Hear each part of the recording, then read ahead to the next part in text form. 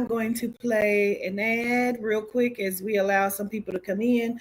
I am live on TikTok as well as on my other streaming platform. So I'm going to play 2 ads really quickly before we get into it. Of course, TikTok can't see it, but that's all right. Collecting these bitch slay, bitch slay, bitch slay, slay, bitch slay, bitch slay, bitch slay, slay, bitch slay, bitch slay, bitch slay, slay, slay. You took this pill, tell me how you feel, making you trip off these notes. You high as my heels, talk like I own it, then say just to show it. If they catch up, I'm already rolling, taking no breaks, I'm pushing the gas. Play on your ass. Coming and going and saying my name. Driving you crazy and saying my name. Come all these facts and die in my lane. They gon' get mad cause they can't do. My name is Sean Edwards, and I'm the business owner of Harvest Painting Impressions, and I provide interior and exterior painting and deck staining services to all residential and commercial clients. At Harvest Painting Impressions, I embody the perspective that every home or property has a look and quality of its own. And my primary goal with you as a valued customer is to accentuate the look of your home by adding life to it through the art of applying color.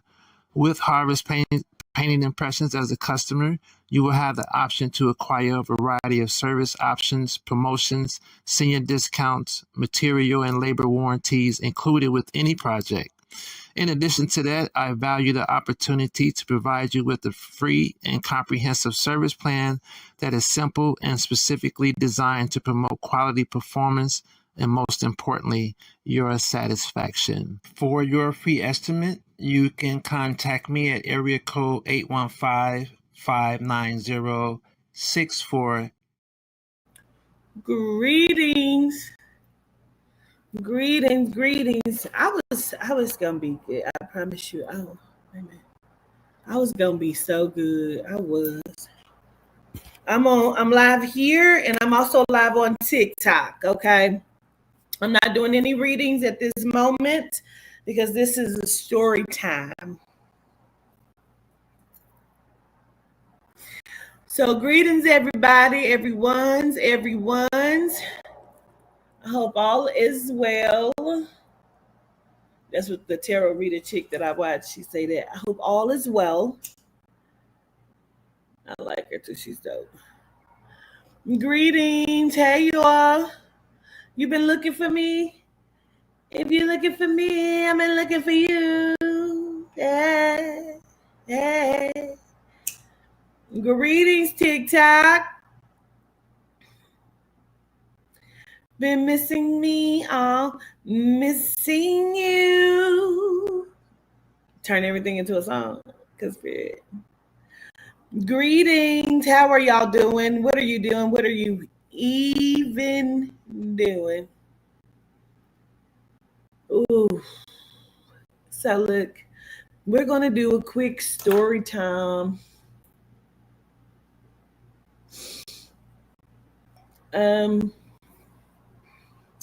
Hi, Ronnie. Greetings, y'all. If I have mods over, if I can have some mods over in TikTok as well, too, please. Don't know if I have any mods over there. Do I have any mods in the chat of TikTok? Hey, Miss Catherine. Trinity Love. Don't call me queen. You know better than that. You know much better than that. I've been looking for you since earlier, Trinity Love, because you had paid for a session before we got out, and I didn't see it and didn't know it. But Trinity, I want to get with you, but I'm not doing any readings right now, but I need to get with you. If you could email me your contact, that would be great. As well as Mickey D, because Mickey came in at the last minute too. Let's get into the story time. Hey, y'all. So, okay, just email me and I can get back with you, mama. So, look. You forgot I was on TikTok? So, where do I even begin? I was not even going to do this. Hey, is that Mickey? Hey, Mickey, greetings. Mickey, I've been looking for you as well. Are you Mickey D? And I don't want to say been looking for you like I've been looking for days. I haven't. I came on earlier to see if you would come on. Um, okay. I know I didn't know you had sent money in for a session until I got off the live the other day. So if you can email me, because my friend Chaz had made it for me, Chaz, because period. Um, if you could email me your contact, Mickey, that would be great. You and Miss Trinity. So I was like, where do I even start? Where do I even start? Let's go to the Let's start from the very beginning. It's a very good place to start. So about 2.5, 3 years ago, I was doing a series. Now I had seen her in the chat before, and I liked her energy. And I'm like, oh, that's my little friend in my head. You know what I mean? And this right here, this story time we getting ready to do is why I'll never befriend nobody else from my chat comment section. I don't even want you to work for me at all. You know. Um, so I did the series called Healing What the Church Couldn't Fix, right? And during Healing What the Church Couldn't Fix, um, that's how I met Aubrey Williams. At the time, she was not Aubrey Marie, she was Aubrey Williams. Um, Dealing with me is when she became Aubrey Marie, right? Um, I will say this for 2.5. Hey, sister. Our friends should go through you from now on. Because period. My big sister's over on TikTok. She said all friends need to go through me from now on. Because period. For 2.5, almost 3 years, me and Jose have been holding a secret. Okay. We have tried very, very hard to hold our friend group intact. And it was really disheartening. You know what I mean? Um, because of how everything was happening.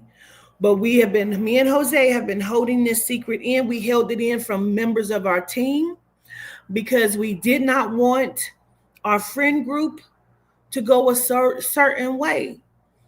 I felt terrible because I brought her into our friend group. I've known Jose longer than I've known Aubrey. Okay. Um, and when I met Aubrey, she was staying in St. Louis with someone. She was a roommate or living in someone's house.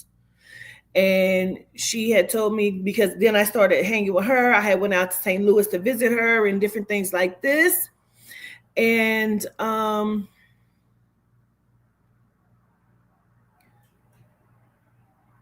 we really hit it off.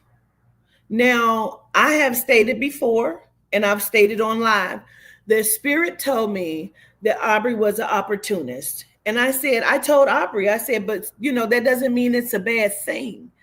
Because if someone presents you with an opportunity, then yes, please, by all means, seize the opportunity. But you don't have to be a bad person to seize an opportunity. You know what I mean? You know? Um, this is crazy. Can y'all still see me and hear me on the StreamYard on YouTube?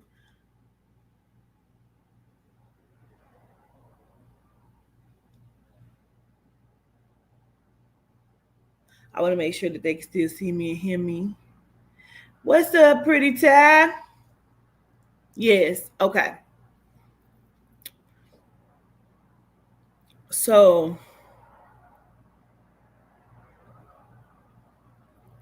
It's very disheartening. I ain't gonna even lie to you.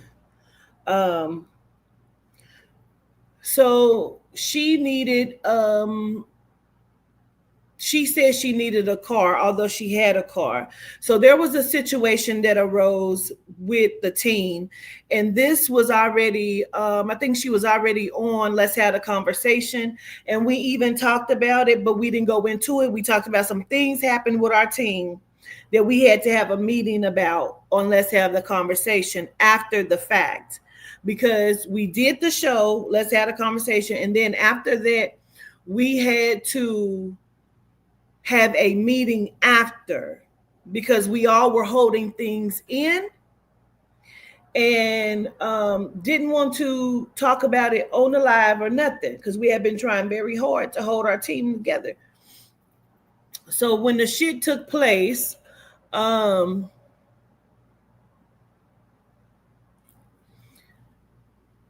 we had a meeting after, and it was about her asking somebody to buy them a vehicle, buy her a vehicle and clothes.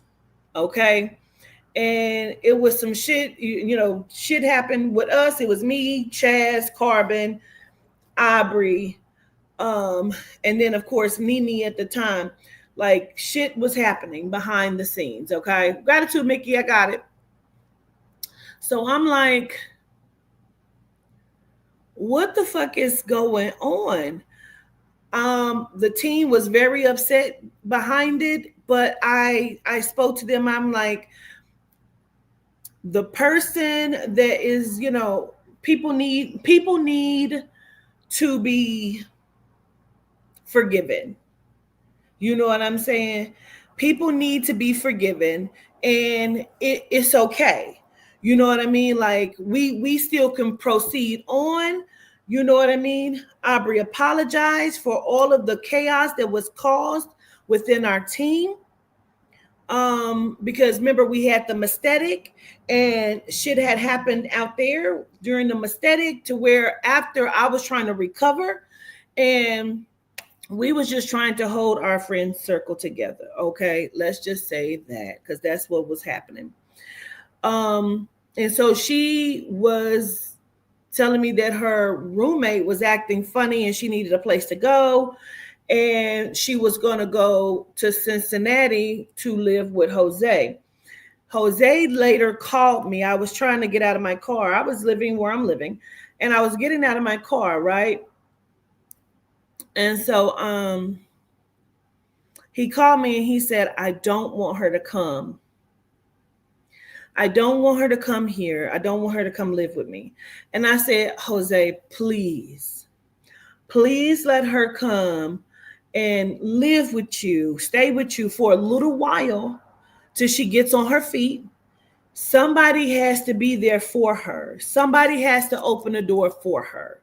I know some shit then went down, but it's okay, right? This was 2.5 years ago. He said, okay, I will. I'll let her come. Aubrey went. She drove her car. She packed all of her stuff up, gave her roommate a big fuck you, and she went and she moved in with Jose. I saw certain things. Marshall had saw certain things. Team members had saw certain things, but nobody really knew the darkness that was happening but me and Jose. And I didn't really know and some of the darkness that was happening because he was afraid to tell me. But I had to have several conversations. Don't ask me what the fuck I didn't see because I'm explaining it to you. Don't ask me nothing because I'm fucking talking and I'm explaining it, right?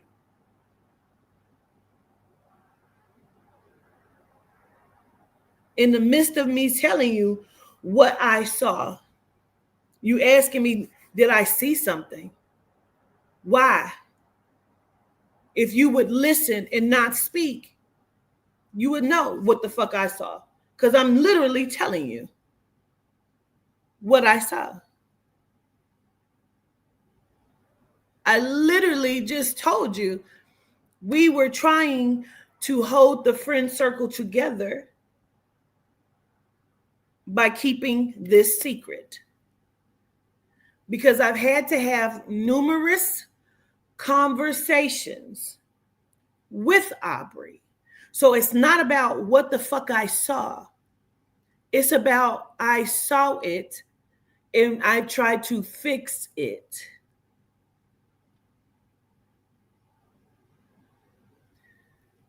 So I was trying to fix it. Because that is my rule, to be respectful in my chat. So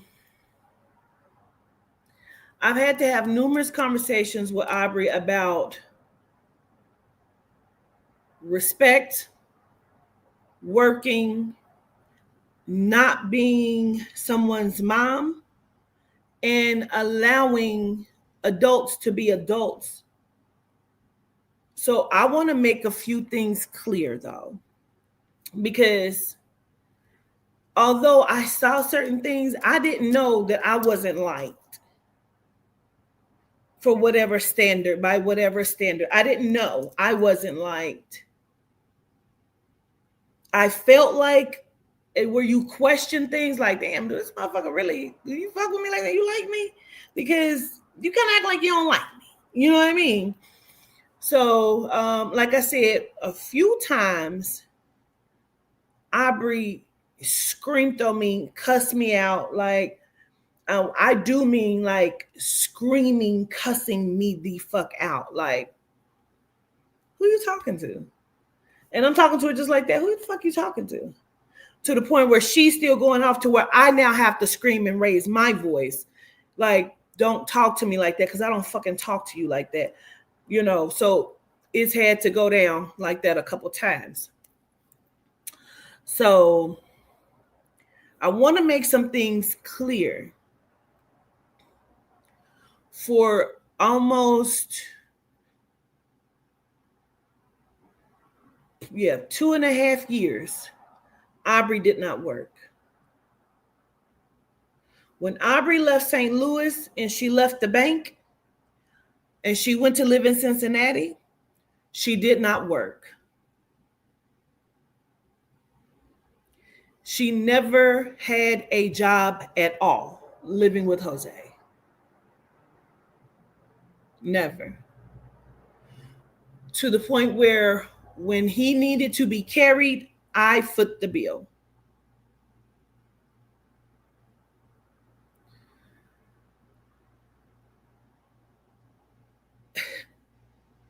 So now we're going to get into the meat and potatoes of why I'm really angry about it all. Jose was working 2 jobs. He never really pressed Aubrey, because Aubrey would do this thing where she would start crying and talk about being transgendered, and we didn't understand, and she's been on since she was 16, and she has trans dysphoria, and like she's just crying because she's upset that she can't help, and she can't get a job, and she can't be around people, so this stops her from being able to get a job. However, she was bullying, and when I say being abusive, I do mean being an abusive bully to Jose. And these are the conversations that I had to have with her. But she was like, you don't understand, this is our dynamic, he don't want me to work. He knows my situation, he want me to just relax. So it was becoming too much for me to handle, because I'm going out there to visit in Cincinnati. I'm going to visit, and I'm like, why the fuck she ain't working? You know what I'm saying? Like, but I don't want to step on his toes. So I said to her, like, you see your friend, you call him your friend now, but you're watching him drown. So how can you call yourself somebody's friend when you're watching him drown? So I even started to like pour into her. I helped her and I talked to her and I'm like, start a lip gloss line. I'll help you with it. So then she did the lip gloss line and sold out at the event and never did it again. So I'm asking her, what do you need from me to help you to be successful so you can help him? She says that she wants to go and do her show, Diversity. She wants to be a host of a show. And I'm like, don't know how that's going to get money, but if this is what you need, I'm going to help you with it. I told her, do a t-shirt line. Let's get back into the lip gloss. Let's do these things because this is what's going to generate money. People see you, people fucking with you. So people will buy your fucking lip gloss. You sold out at the event very quickly. So let's do this so you can get money to help with shit. Because I would pay her between $300 when she would come out to an event. She didn't have to pay for rooms, food for real. And then I would pay her and I would pay Marshall. Now I didn't pay Marshall what I paid Aubrey because me and Marshall had a different deal worked out for her doing a vendor, but also selling my products as she vended her own products, right? So I would pay Aubrey, but then Marshall was coming to me like, Aubrey thinks like she ain't helping with the fucking events. Like, what's going on? And so I'm like, okay, so let me have a conversation with Aubrey, so, and then it's tears again. It's my mom. It's my parents. My dad was abusive. These things happened to me. And I'm like, I totally get and understand. I want to be your friend. I want to help you. You know what I'm saying? I just want to be there for you so you can be the best, because her temperament reminded me of me when I was in my 20s. Because if you thought I was a ticking time bomb here now, if you would have saw me in my 20s, like I keep telling y'all that. And so I just really wanted to help Aubrey to heal and to get to be where she needed to be. But I had to keep telling her, stop treating him like that. Now, let's get into what I mean when I keep saying that. So when I would say stop treating her, because Jose couldn't do shit. Like, she was driving Jose's car. And this is just in Cincinnati. We're still talking about just in Cincinnati. This is what would make me mad, and I would have to no longer be around. When somebody is walking around always like something is wrong and in a depression, you slamming shit, you stomping through the house, you don't want to talk, you don't want to talk to nobody. Like, it was absolutely, Rakaya, absolutely. And I'm like, what could be wrong? You're not working. He's taking care of you and everything. And I'm just like, this is not really your business, because she would say, this is our dynamic. But he didn't know what to say. So he didn't really defend that, because when I would say something, I'm not knowing until just a few days now. I'm only knowing this shit a couple days now. If I would say something to her check her about how she's treating him, she would cry to me and she would say she understood. And then when I left, it was hell to pay for him. She was super abusive verbally, malicious, screaming on him for hours at a time, like an abusive man, like her father. So I'm not really knowing that's what's happening behind the scenes. I just knew what I was seeing that I did not like. So we would be going out and Jose would be at work, or we've taken him to work in his car or my rental, right? It depends if I even rented a car, if we were going to use his car. So he wouldn't ever drive to work because she's taking him to work. Or she would say, oh, I allowed him to take the car today. And I'm like, you allowed him to take the car today. It's his car. Yeah, I didn't feel like getting up.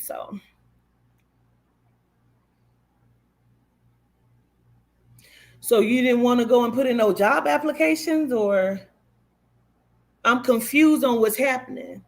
So this particular day, when I first see this happening, I had an issue with it, but I didn't say anything because, again, I didn't want to step on Jose's toes, because I keep being told this is the dynamic.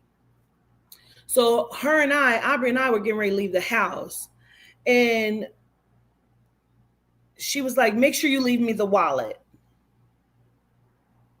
I'm like, the fuck? I'm saying this to myself, like, the fuck? Leave you the wallet?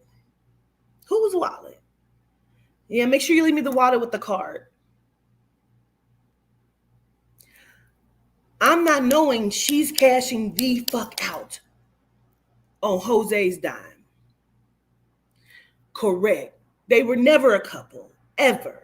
But she kept treating him like he was her man, and I had to tell her, Jose is not your man. Why you keep acting like this? Why you keep doing that? You just don't understand. That's my gay husband. And I'm like, no, he's not. So it started getting to the point where she was telling him what he can eat. And I would tell her, don't tell him what the fuck to do. Don't tell him what the fuck to eat. He can't have that. The doctor ain't told him that. He don't need it. I said, leave him alone. Stop doing that. I had to explain it. I guess you're right. Okay. I leave. Now she is arguing with him about what he's not supposed to be eating.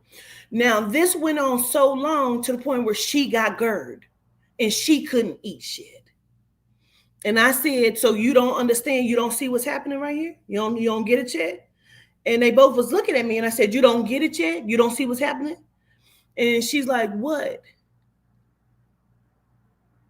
I said, you are now fucked up in your stomach because you were fucking with him about what he could and could not eat. Now you can't eat. Leave him the fuck alone. Now you fix your stomach. So inside of that, Jose was still trying to sell his condo, because where he lived at, he owned his condo. So he wanted to move to Nashville, but he was trying to sell his condo. Now, there were issues that were going on, but meanwhile, she still refuses to get a job.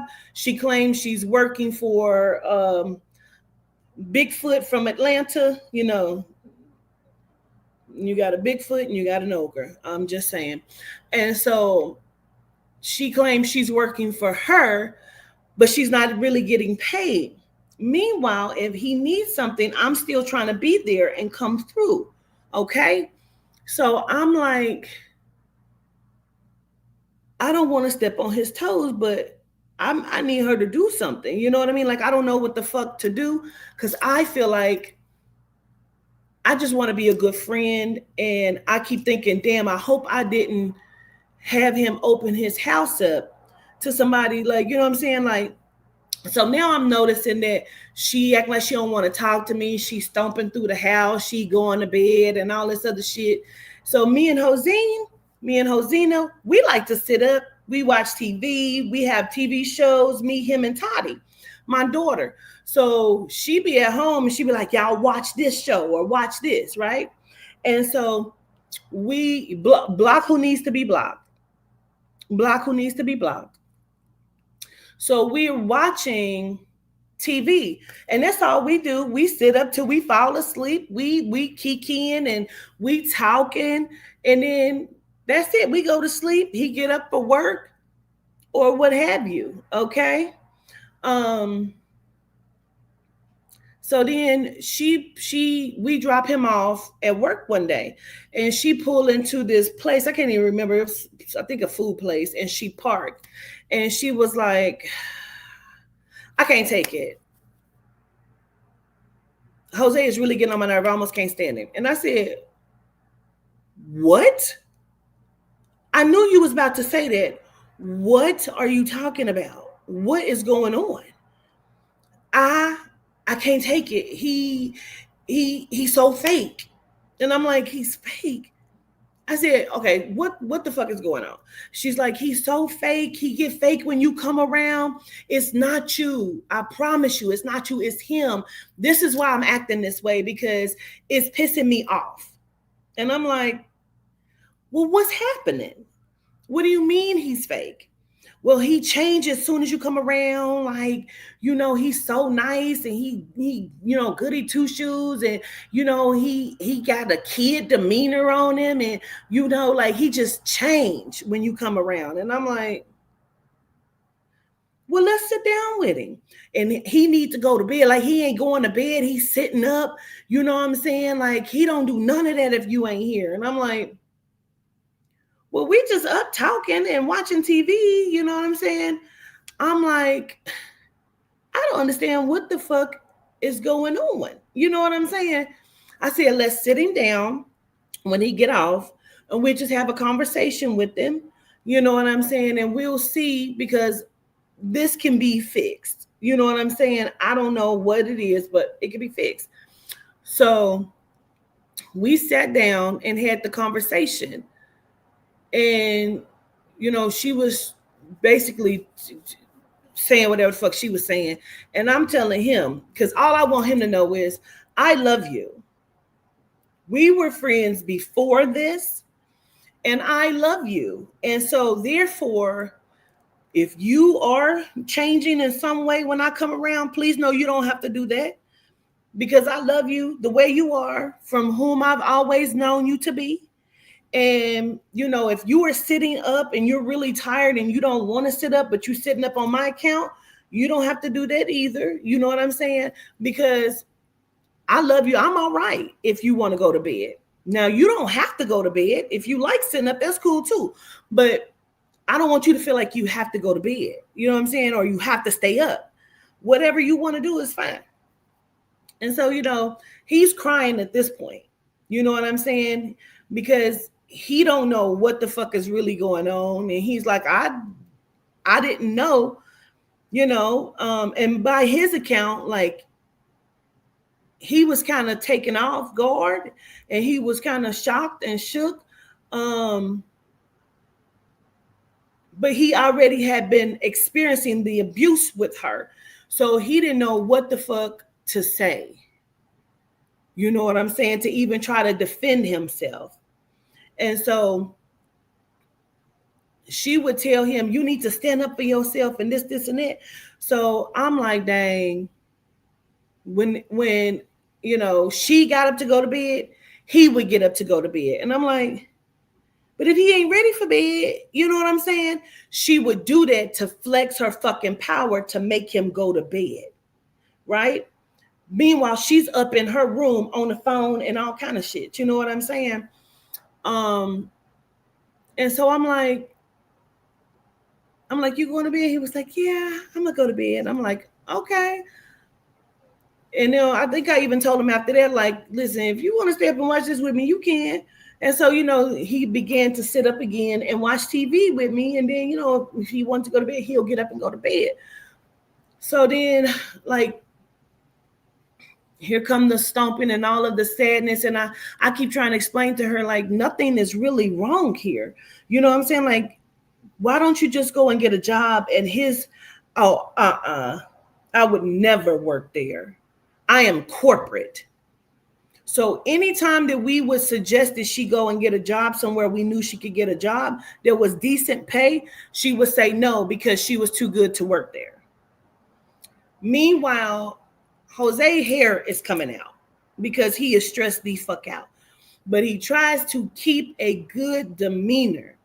You know what I'm saying? He does. He tries to keep a good demeanor. He tries to keep um, a smile on his face, and he tries to uplift people. And that's just who he is by nature, for real. Absolutely, Jose, a monster. Um, and so a monster. You have no fucking idea. For real. Seriously. You're a monster. Um, and so I'm like, so he sells his condo and they move to Nashville.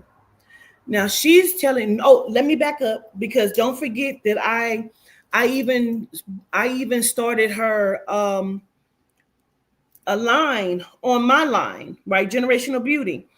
Excuse me, trying to help her. I'm like, okay, Spirit showed me in the shower that you're supposed to make um your own scent. Aubrey Marie. We're going to have the scent within Generational Beauty. And I felt like this was supposed to help her and help her and her mom get to a good place, right? And so it did bring her mom out the shadows. And then her mom was asking to borrow money. She didn't have the money, so I gave her the money to give to her mom. So her and her mom falls out, whatever. That's not the point here, right? And so gratitude for buying the perfume, because the scent is beautiful. Okay. It's still up. We took her name off of it. We changed the name of it. Gratitude. Okay. Because they're my products. Okay. So we've changed the name of the products, and yeah, she's no longer on anything that I have. Because I didn't know I wasn't liked. Through all of this, I did not know I wasn't liked. Okay. Um, so she would check Jose, and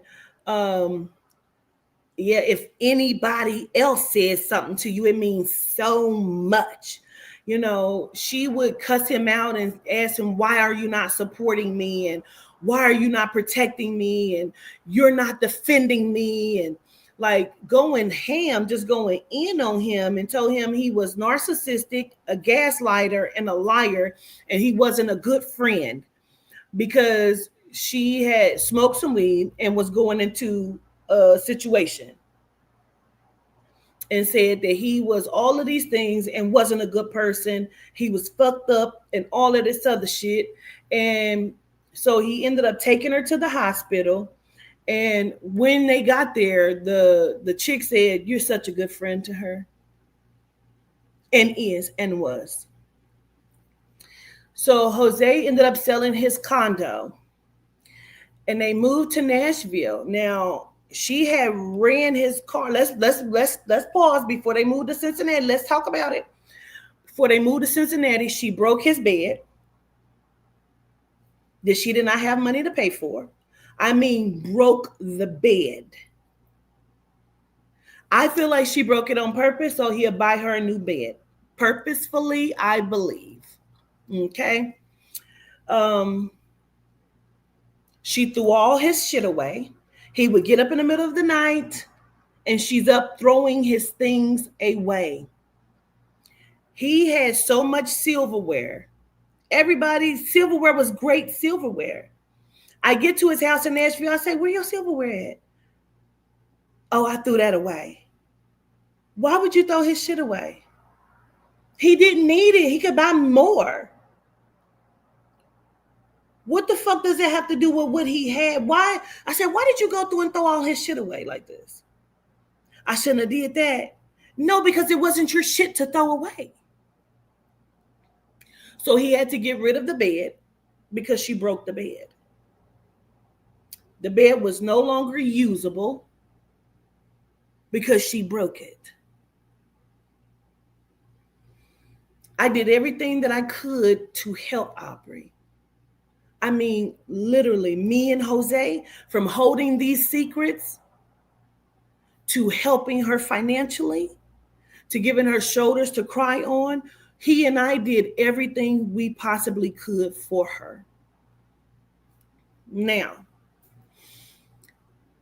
they had people coming in to fix the condo so it could sell and get a good amount. And people, people to help move the movers and things like this, right? Mysteriously, they had a bag full of shoes. Mysteriously, someone put a pot full of oil in the bag of shoes. Now we got to get new shoes. Jose, did you do that? Why would Jose put oil in his own shoes when he already knows he needs to save as much money as he possibly can?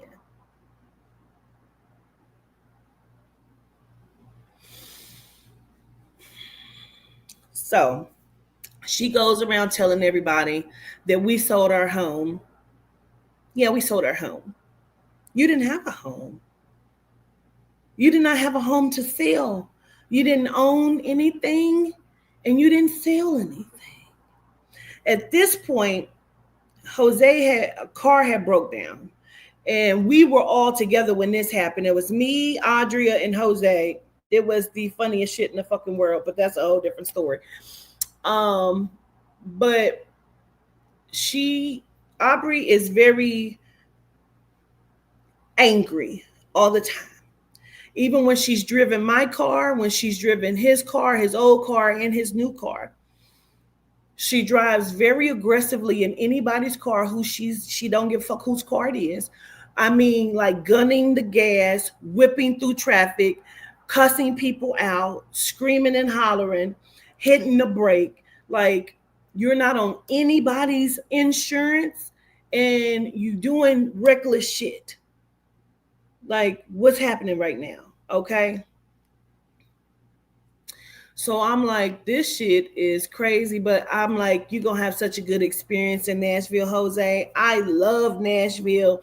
You're going to have a great experience. At this point, Jose is not even driving his own vehicle anymore. One, he didn't have one because it broke down, but before then, he still wasn't really driving it. So when Jose got his car, he got his new car, he paid for his car outright. He off the lot, okay? So he didn't have a car payment. Smart thing to do, okay? So Jose can't even drive his own car because he don't know how to drive right. I've had to tell her from the back seat, leave him the fuck alone. When he's driving, leave him the fuck alone. It's his fucking car. Well, I think you should go this way. I said, but he knows his way around here. You're new to Cincinnati. He grew up here. He know how to get to where he going. Well, I was just telling him where to go. He don't need you to tell him that. He knows where he's going. Leave him the fuck alone. So he's like, thank you, TT. So she wants me to have a problem with Jose, and I don't. You just don't see how he talk to me and treat me when you're not around. No, it's how you talk to him and treat him when I'm not around. And this is how you know when somebody knows that they're abusive and a bully, because they do it where nobody else can see it. So when they moved to Nashville, now Jose can't even drive his own car. And Jose is a go-getter. He was looking for jobs before they even got to Nashville. We were driving back and forth between Cincinnati and Nashville for his job interviews, right? Because he's a fucking go-getter. Like, he is going to go and he's going to apply for jobs, and we were taking him out there for his job interviews. Did we ever take Aubrey for some? No.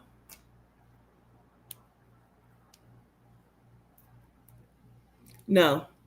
So when Jose was getting job offers, she's telling him, what about me? What about my job? I need a job too. So Jose had to turn down a job or two because of her saying this. And he felt obligated to help her. Jose cashed out on Aubrey.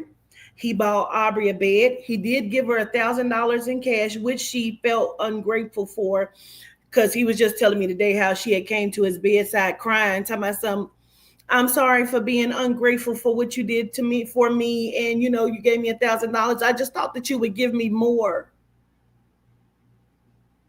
and I just being ungrateful. I just thought you would give me more money. Although you have done things for me. You mean like bought you a bed, sheets, blankets, comforters, a phone? Let's pause, because she was trying to get him to open up a joint bank account and put her name on it, and he wouldn't do it. And I'm like, hell no. So she talked him into getting a joint phone. So he bought her a new phone. Can I just state that everything that Jose has ever done for Aubrey, she would have never done for him, ever. And her actions as of late told that and showed that. So, and again, I didn't know I wasn't liked through all of this. Meanwhile, Quatita's still helping. I bought Aubrey clothes, purses, and I mean true religion outfits, motherfucking name brand shit.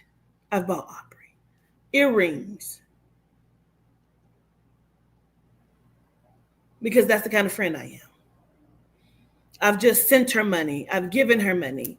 Like, I can probably find and pull up on the Cash App how much money I've sent her. In the last 2.5 years, she's probably sent me $50 3 times, maybe. But I've cashed out on Aubrey, and I've bought Aubrey things. I've done for Aubrey, and I don't care about. I don't like when people throw stuff up. I'm telling you what I've done for you, because I've given you nothing but love. I've helped you start businesses that you threw by the wayside and didn't give a fuck about. You didn't give a fuck about me allowing you to move into my friend's space, because this is how you showed up and treated him. And we ain't even got into how you treated him, because I didn't even know. I had no idea. Like, I knew some, but the dark shit, I didn't know. The reason why I wasn't even going to do this. I wasn't going to come on and talk about it at all. It was him telling me that I was buying groceries for them. He told me, he said, you were carrying 3 households, yours, your daughter's, and mine, because she wasn't helping him. He didn't want to tell me, so Lisa told me, because they didn't want to tell me. I'm buying food. I'm ordering food on Walmart, laying in my fucking bed. I don't have no fucking money. But if you tell me you ain't got no food, you're my fucking friend. I ordered Walmart. Go pick your groceries up. I'm buying food. When I come, we go to the grocery store. Let's get food. Or I take them out to eat. If there's leftovers, I give them all to Jose. Because again, her stomach is fucked up. She can't eat. For me to find out, this is why I came on this live and to put her out there, because when Lisa told me she was throwing the food away as soon as I left,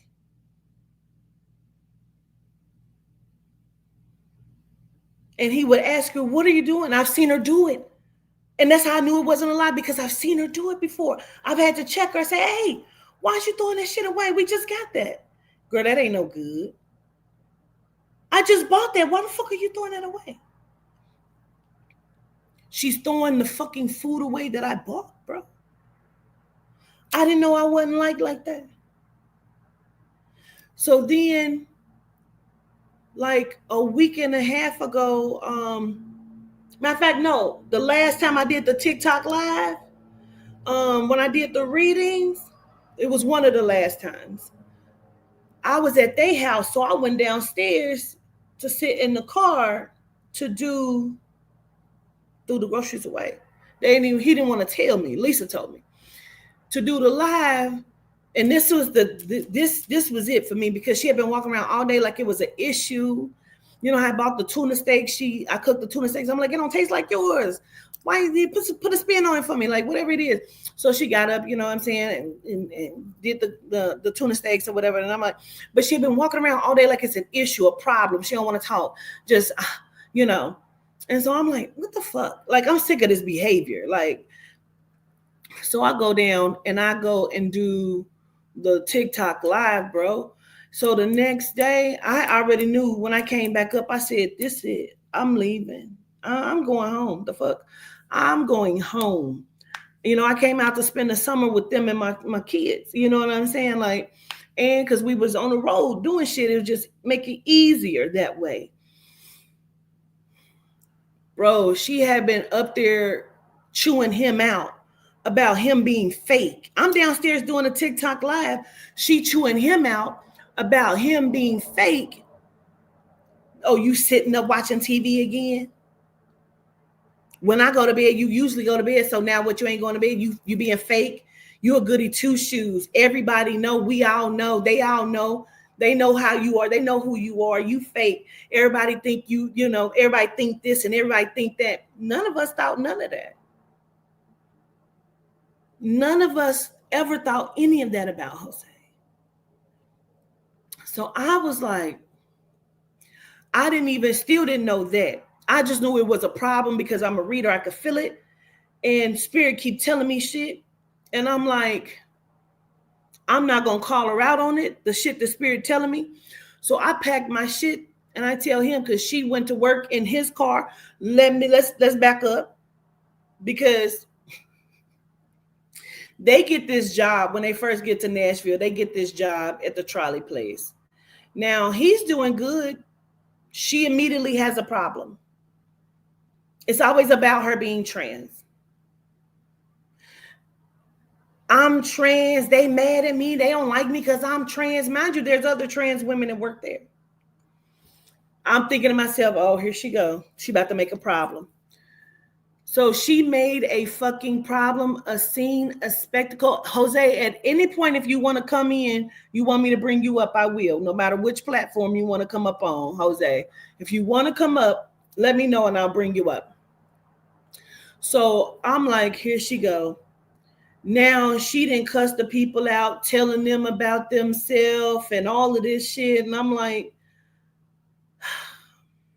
here we go. So she asked the lady, like, yeah, I know that motherfucker don't like me. What did he say about me? So the lady, like, didn't want to tell her, but she did, like, like, don't say nothing. But he did. He called you a boy or a man or whatever the fuck it is. And she got pissed and she went and she told, hey, Scene.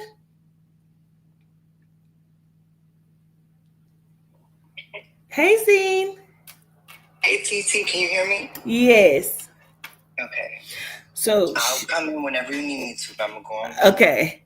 So she told, she sat down in the HR dude office and was going off on him about them not liking her because she's trans. And he's like, my son is gay. It has nothing to do with that, So Aubrey is the type that thinks she can come to work whenever the fuck she get ready. She can be late. She can tell you when she's leaving. So then she storms out. She quits and told Jose he was fake if he stayed there. What did she say to you, Jose? I won't speak for you now. She didn't say fake, but she did use an emotional, manipulative way. She said, you can stay here, you can come here, but I'm done with it. Basically putting me in a position to where I have to be the breadwinner while you stay home because you no longer want to work. You no longer want to understand that you're making this situation something that it wasn't. And you keep trying to, I don't care what you do, but I know what I'm doing. Mind you, this is also my ride, everyone. So, but it shouldn't be because, again, he owns his car. He has a truck and it's his. He paid for it outright. No car payment.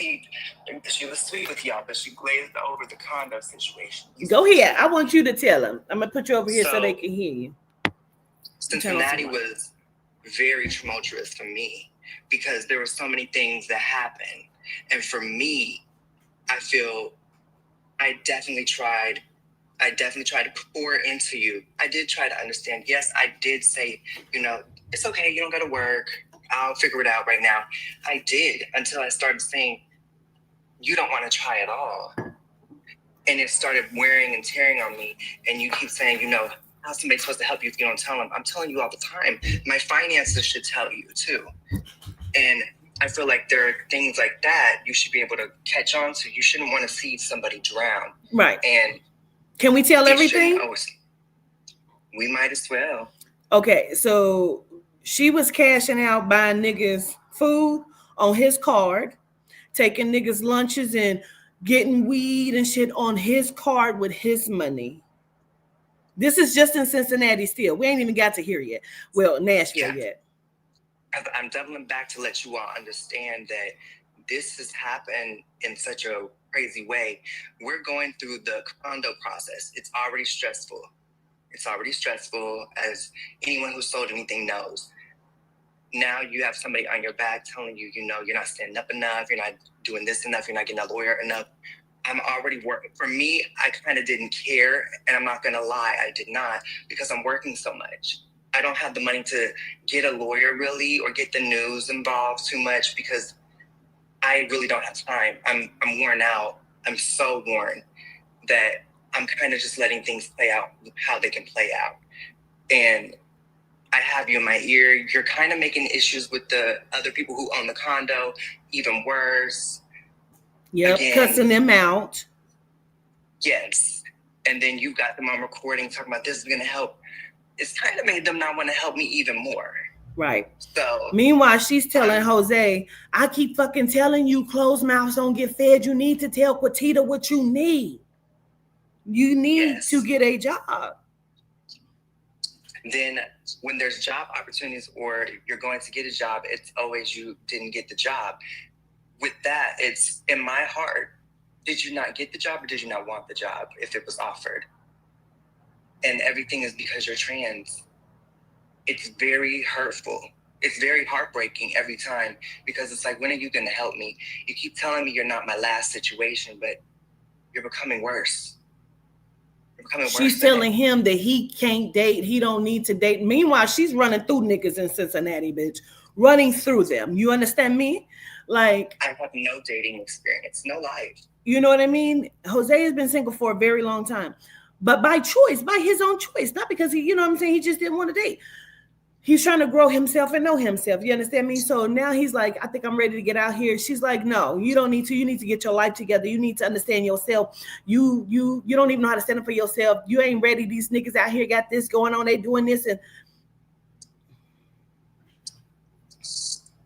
yes, all of that. And when it comes down to it, you're trying to school me on that, but I need you to school me on how you're going to stay at this job and help me financially. So I need to see it. I'm trying to see the good in everything. We were. Every time my heart was breaking, I tried to piece it back together to hope that you would see something. When she was in her, we're still in Cincinnati, when she was in her bag with, her old manager, Bigfoot, it was a whole issue of, Meanwhile, she keep telling everybody she worked for her for 2 years, which is why she couldn't get a regular job. Lies. I asked her the other day, I said, when did you work for her for 2 years? I did it in secret. Oh. Yeah. With that, I was still getting abused with that too. You have personal phone calls where you have me getting off of work. I've worked a long shift.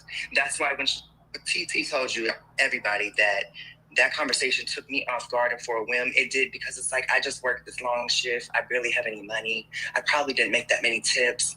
And now I have to sit here with this. And my body's uneasy. I'm uneasy. My equilibrium is just thrown. This is so much for me. But again, I ate those punches and tried to understand, yeah, maybe I don't know who I am. But at the same time, how can I know who I am when I'm doing everything? Yeah, she kept telling him he didn't know who he was. To figure out who I am. And when it comes to that, you have Bigfoot telling you how I need to go ahead and use my superpower, use this and that. You have meetings with me about how I don't understand you as a trans woman. you're not understanding me how I'm financially in debt right now. You know, you're not understanding that. I'm trying to do what I can. You're not showing me no sense of gratitude, nothing. You're not trying to get a job. There were job opportunities presented. You made it look good, like you were going to them. I'm showing you that I'm trying, but I just can't. I can't with Cincinnati. It's a dark cloud here. You're the dark cloud, making it darker. And she hated it, but she was running through niggas. Yes, you were definitely in the dark cloud moment, but you were letting rain storm from men on you. And it didn't matter. It didn't matter what I was going through. You didn't care if I was going through something. You were trying to tell me how to handle my mother's situation, how I'm supposed to go about it, how I should have did this, I should do this. Now, contrary to beliefs, my mother might be a lot of things, but she said when she first met you and told me, we might not have been on the best terms, but she said you're a user. She said it, and she said she didn't like the fact that you did not like where we sat the first time we all met, and she paid for your food. So we didn't want people to look at Aubrey a certain way because we loved Aubrey. You know what I'm saying? Yeah. We didn't need the outside people to I'm trying to tell you she this, she that, because y'all don't know her. So that would be like somebody stepping in talking about your sister. They don't know your sister. But you can say what you need to say about your sister because you've gotten to know her. You know your sister. So we were trying to hold shit within our circle. Yes. And we didn't need anyone else telling us, you know, how didn't you see it? Why didn't you do this? It's so much tied to that because you wanted to see a person be great. Yeah, genuinely. Look, Bliss will say, me and Audrey didn't even know. They didn't. We didn't tell. Me and Jose kept this secret. It was just, and then Marshall saw certain things, and Marshall would say things too, like, why is she treating him like that? Why is she talking to him like that? You know what I'm saying? Like, people may say certain things like that, and I'm like, you know, we call her the mother hen and I've had to tell her several times, like, stop doing that. You know what I mean? But it's just this here, when they moved to Nashville, he had already been in a space of, I would pull up and Jose is walking up the street. Jose needed space in his mind. And I did not know. And it's the truth. It's the simple fact that I had to find myself a piece of sanctuary because I couldn't get peace at home. I didn't have somebody that truly cared about my mind. It was always me, and their end, and didn't see how much I gave. Mind you all, we haven't even got to how my condo money is no longer existent.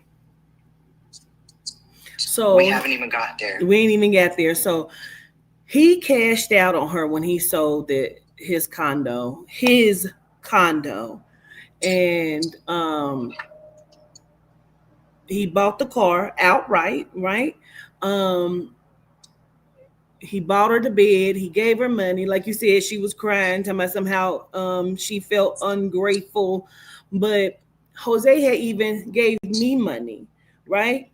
And apparently she had a problem and was checking him about giving me money, asking him, how much fucking money do you even have in your account left? You forgot I was helping y'all? Because you wasn't? Because that wasn't even enough to give you. That wasn't even enough. It was plenty. It really was. It was what I needed when I needed it. And I'm so grateful for it. But even as of late, you know what I'm saying? It was me paying you back. You know what I mean? Just for what you did for me helping with things even lately. So they ended up quitting the trolley job in Nashville. And so then she started working at T-Mobile because that was the job she wanted. She said she had always worked for T-Mobile. Besides working for the bank, she was corporate, and this is what she wanted. She was making $14 an hour, which isn't bad. plus commission. If people came in and she got commission, she got commission. Well, now she has an issue with that because that ain't enough motherfucking money for her. And she's leaving. She's leaving early. She's telling them what she can do. Now, can I say this? I'm this kind of friend. Toddy will tell you, Carbon will tell you, and she will tell you if she's ever honest. Aubrey sings. Aubrey was modeling. And this is all verifiable shit. She was a model. And she's done plays. And I knew in her heart, that's really what she wanted to do, was do plays, act, sing, and model. But because I'm that kind of friend, I love to hear her sing. You know, she has a good voice. So I'm the kind of friend. There's a man by the name of Jaron. What's his name? Jaron Larade or something. He's all over TikTok and Instagram. He's a vocal coach. And Jose, I don't know what happened. You're on pause. He's a vocal coach, and you may see his videos where he is listening to somebody sing songs, and then he'll critique, or not even critique, but he'll tell you what kind of vocals they're using during the songs and stuff. I'm on a plane. I've now hired Jose to help me with this, to do this as a surprise. I give her and pay for her vocal lessons from him. She's now crying. Nobody has ever done anything like this for me before. And I'm like, I believe in you. I just want to see you do good. I want this to make you happy. And so we ended up putting the wrong email in because we're trying to do it in secret. We don't want to answer the email because we thought we knew it. So she missed the date, but because they were so kind and they understood what happened, they went on ahead and did it. He liked her. He even like invited her to something or another class or something. And so I ended up surprising my daughter, doing that for her, a vocal session with him, as well as Carbon. I did it for Carbon too, because Carbon is a singer. He sang all over the fucking world. So I'm like, I just want to see my team win.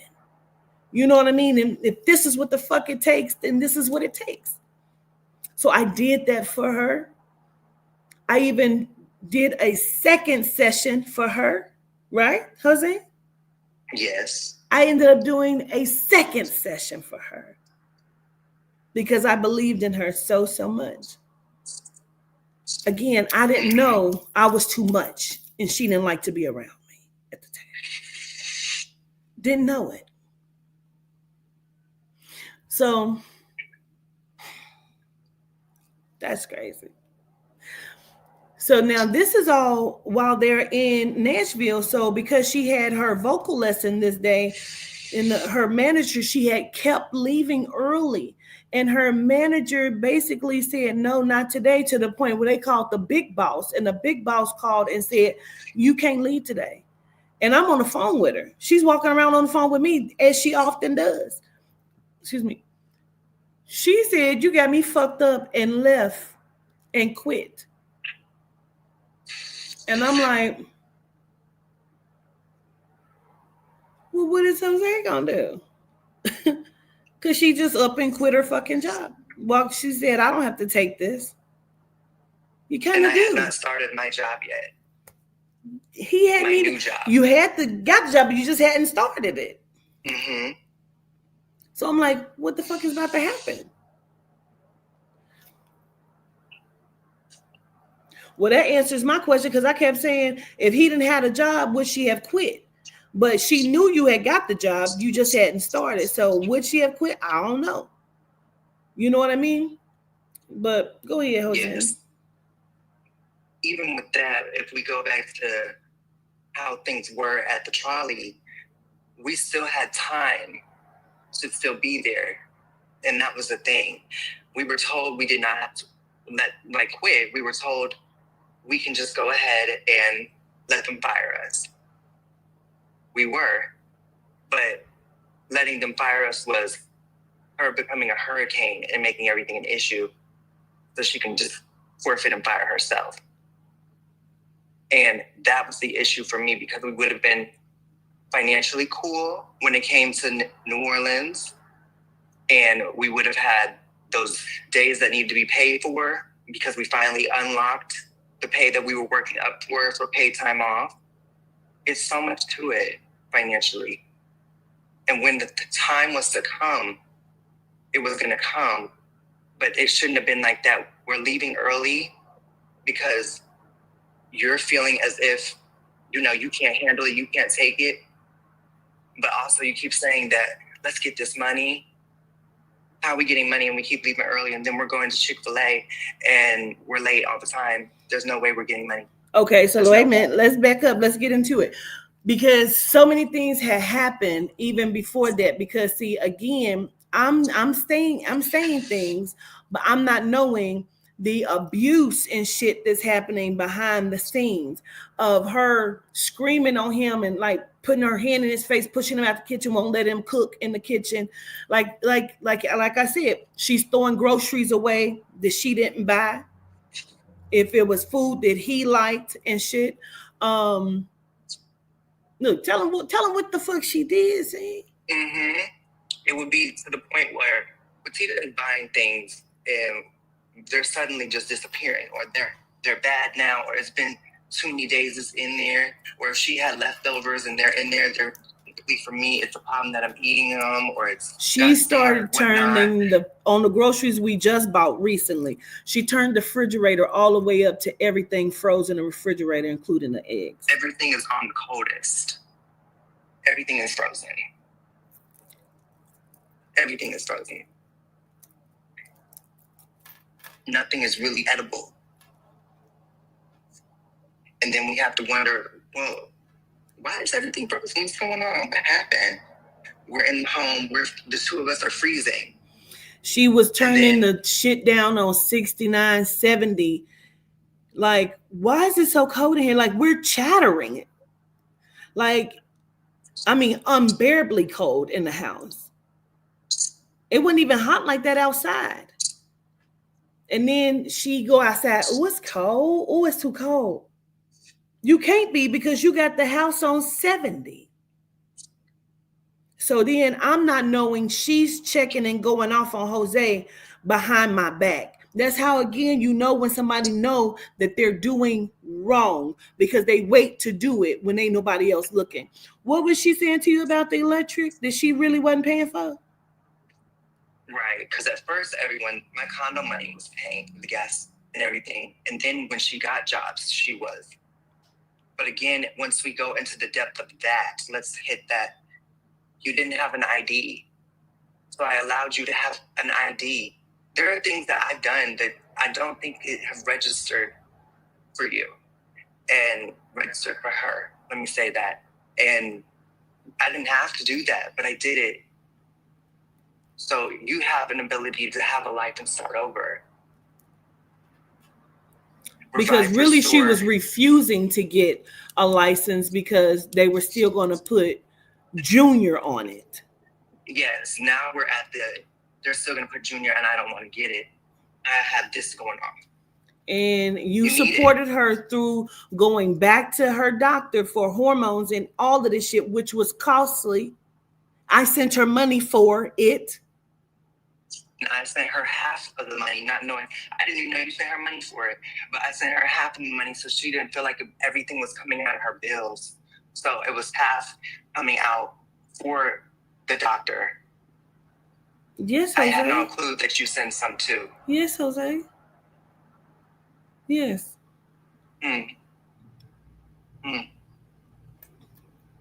Yes. I would send her money when my Cash App was gone. I would send it through her Apple Pay, and then I may send you some through Apple Pay too. Mm-hmm. So that means she probably wasn't telling you, and that's why I would sometimes say, "Hey, this is for you and Jose." So now I'm not even sure if she was giving you your part of the fucking money. So sometimes I would say, "Hey, I sent y'all something. I sent it to Aubrey."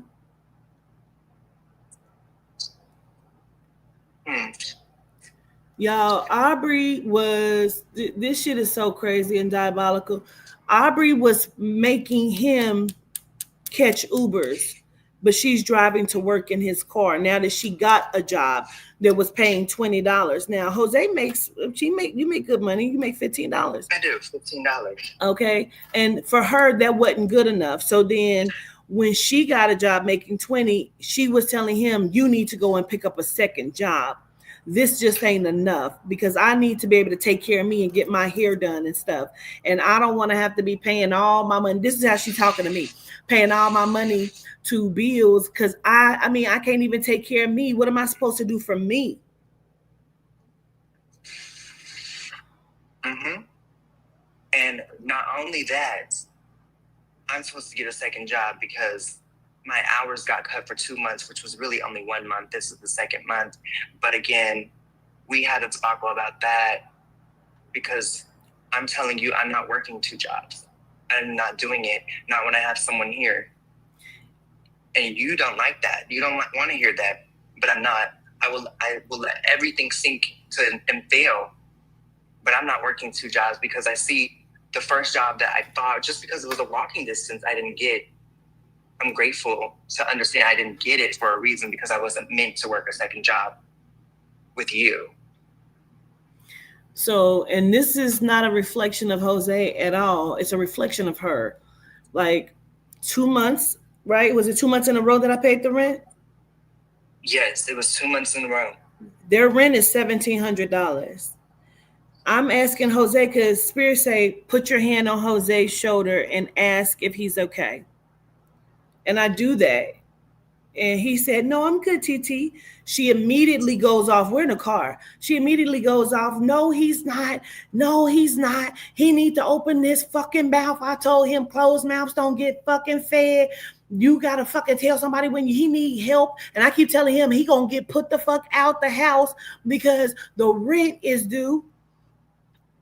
Yes. He's going to get put out.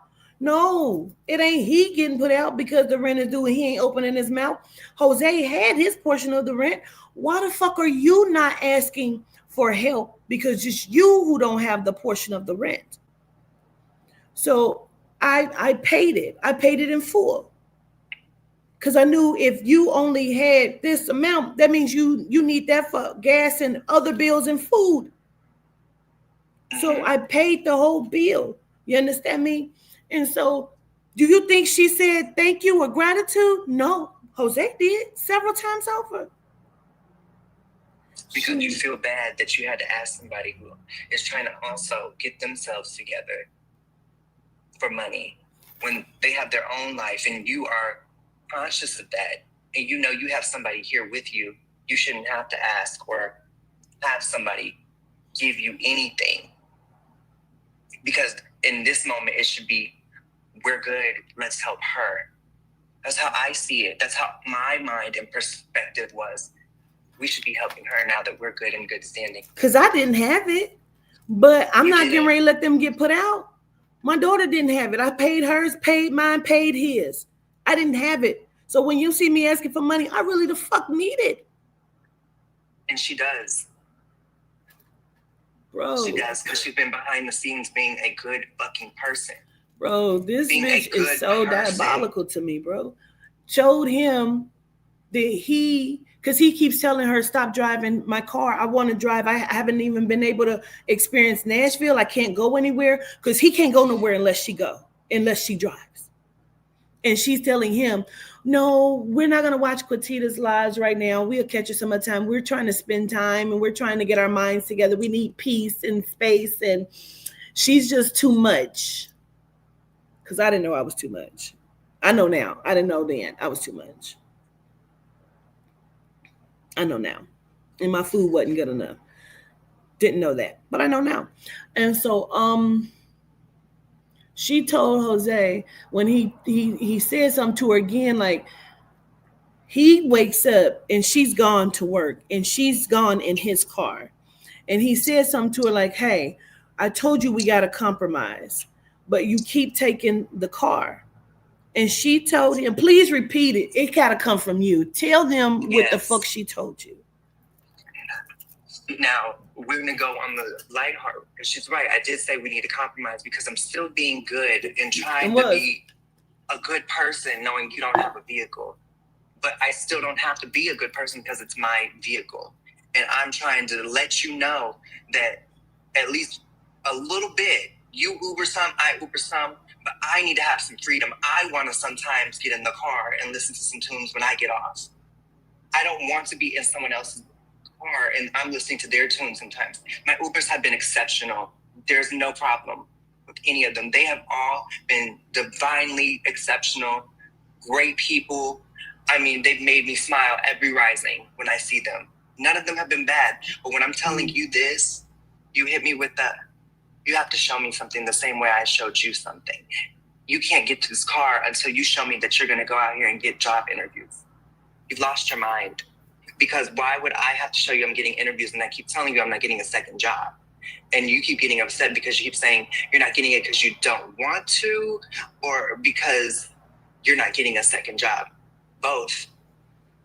Yeah, Keita in his car told him he need to prove to her that he is looking for a second job before she'll let him use his own car. So it's still so much. It's still so much. It's so much shit. It is. It's a layer cake that I feel like we're going through it beautifully now, just slicing off one or two layers, but it's deeper. It's so deep. We ain't even scratched the surface of the shit that has been said and done. I'm just keeping it kind of, I want to go deep in and we can still double back, but I'm just trying to get to the point of how this just all came to a fucking head. Because I got up and I packed all my shit from Jose's house. And I had shit at my daughter's house. So I had to go get shit at my daughter's house. And I told Jose, as I was taking him to work. So let me be clear. Wait a minute. This is the good part. Wait a minute. I go to take Jose to work because she has taken the car again. And I say, did you eat? You got something to eat? Jose say, yeah, I got my crackers and water. I said, you got what? That's what he did. I got my crackers and water. I said, not for lunch, you don't. True story. Not for lunch, you don't. Take this card, go in Subway, and get you something to eat for lunch. Now, he had been trying to preserve money because he was trying, because he got bills and his rent is due again, and he paid $1,100. He was still short the $600. Okay. And I just didn't have it this time, literally, or I would have just gave it, but I just didn't. I really didn't have nothing in my account. My account was in the red. So I'm like, no, Zine. First of all, the job he works requires certain things. And I'm like, you got to eat. You know what I'm saying? So I'm like, get you something from Subway. So now the day, this is not the same day that I'm leaving, but this is a few days before. Maybe you think, Jose? Definitely like a week or so. And on top of that, remember, I had used the Subway coupon because I've been waiting for the moment to save money to at least use the coupons. You did. Like, I got to use the coupon. And I'm like, okay, we're good. You got what you wanted? Yes. Okay, great. So I'm like, you can't do that. You got to eat. You know what I mean? He's like, you're right, TT. So this is about to be so diabolical, bitch. There is a reason I wanted y'all to hear that part. A reason. Now, I have been on the phone with her. She had called me a couple times, and the first time she did it, she's like, I'm on lunch. And I'm like, oh, okay. So I noticed she mute her phone. And I'm like, bitch, did you just mute your phone to order food? She was like, yes, bitch, don't call me out. I ain't want you to hear me ordering.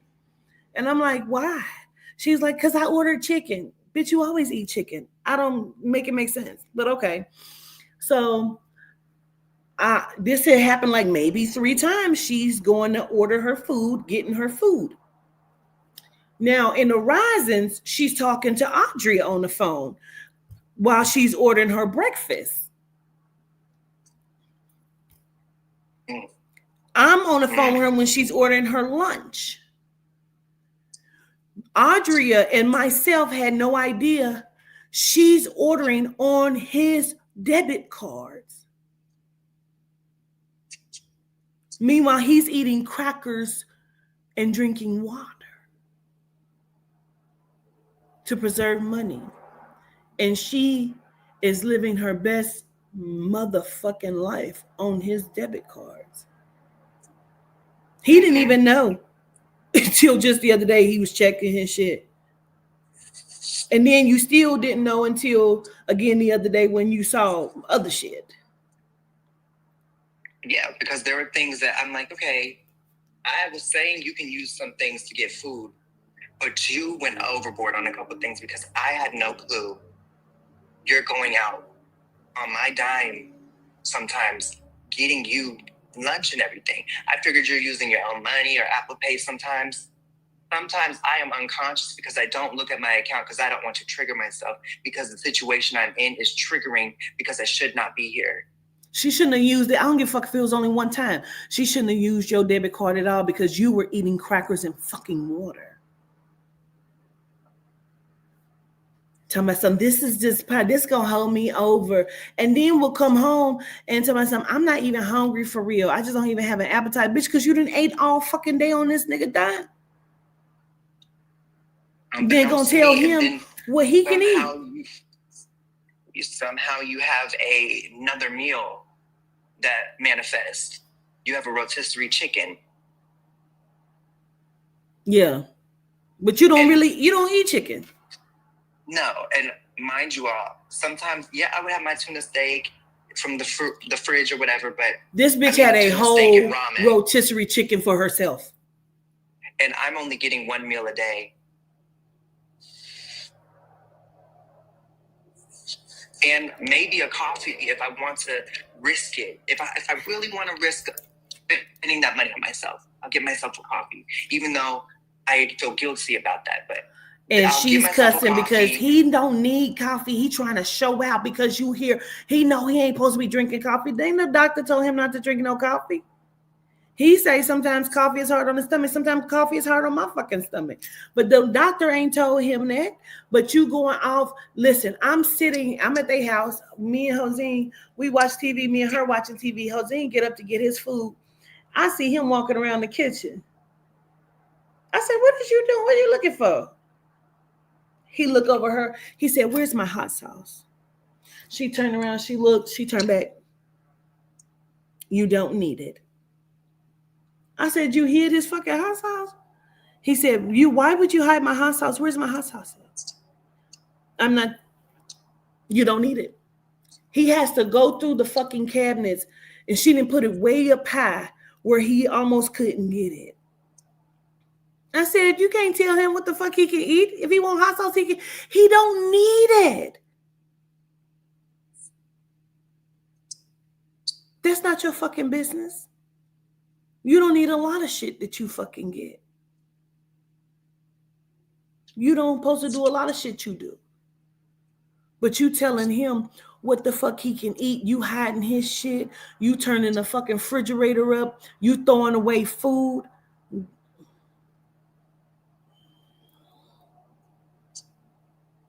Dare I say she's always doing laundry and I ain't seen her buy soap yet.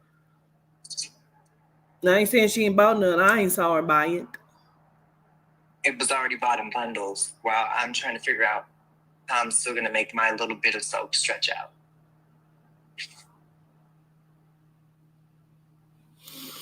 So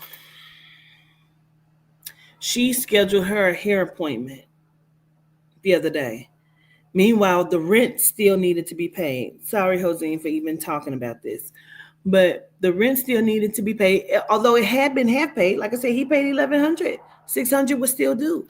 Now she going to tell me, well, I told him I'm going to pay because I make the most now. Your roommates. Roommates don't share cars. None of that. He's being real fucking good. Roommates mean we share a dwelling. That's your room, your room, and this is the common area, My car is my car. I put food in this motherfucker. That's my food. We are not together. That does not mean that we are supposed to share like a household family dynamic. He was really good to her. So, with all of the fuck this shit being said and being the fuck done, um, I tell him I'm packing my shit. I said I'm not coming back. I'm not coming back to your house. I said I've packed all my stuff. I will not come back here again. Because I don't know if it's me. Because every time I come around here, it seems to be a problem. It's like she has a problem every time I'm here, and I don't like that, and I don't know what that is. The depression and all that shit. I don't want it around me. I don't want that kind of energy around me. I'm over it. Jose say, "Oh my God, TT, I thought it was me. I didn't know. I thought it was me. I didn't, I knew. I just didn't know." And I'm like, Go ahead, see. I was really taken aback because I'm thinking, when she's leaving, she's getting up because it's me, because she's going to find out that she's going to get in the car and she's going to get a call about how fake I am. So I'm thinking, because I'm scared, I don't know the perspective or perception that's being drawn or spun on me. So in my head, I'm like, oh my gosh. I never knew she had a conversation with him when I went downstairs that night about him being fake again around me. But I felt this spirit showed it to me, and I got up and packed my shit. And so I'm saying this to him, but he don't know. I keep saying last night was too much. Last night was too much. He said it was. So go ahead. We're both coming to the consensus of it was too much. We're both understanding, okay, I didn't know how to come to you, and then I didn't know how to come to you, because I'm trying to explain. I really genuinely did not know how some conversations would go, because when you would have those real hardcore conversations to really tell her who she is and about herself, it would come back to me, and I would be reprimanded, and I would get that for a very long time. I would get a certain type of abuse for a very long time. Because she said that when she told you though, Jose, nobody is reprimanding you. Everybody just letting you do what you want to do. Like, she said that everyone is. Girl, Jose is 32. Mm-hmm. Everyone is just pacifying you. Everyone just wants to go ahead and spoil you. You've been spoiled by everybody, by all of us. And everybody already see it. Everybody think this. Everybody. You don't never have a voice. Everybody be saying, people be thinking about, is it Aubrey? It's always Aubrey. It's always Aubrey, because you don't have no voice. Excuse me? I have a voice. I have several layers of a voice that people haven't seen for 2.5 years that I've used on you. But so then they be play fighting, and I'm like, I'm waiting on this to go bad, because I know they really want to bang for real. So they play fighting all the time because they really want to bang for real. I'm waiting on this to go bad. So I'm like, she is getting pissed because she's trying to tell me, no, you don't know what he said to me. You don't know what is it, because he can't do no wrong to me. See, that's what I'm saying. He be trying to fucking show out. Y'all don't ever think he doing nothing wrong, because he's not. Not to me. He can't do no wrong. Especially when it come to you. Because I know what he's been to you.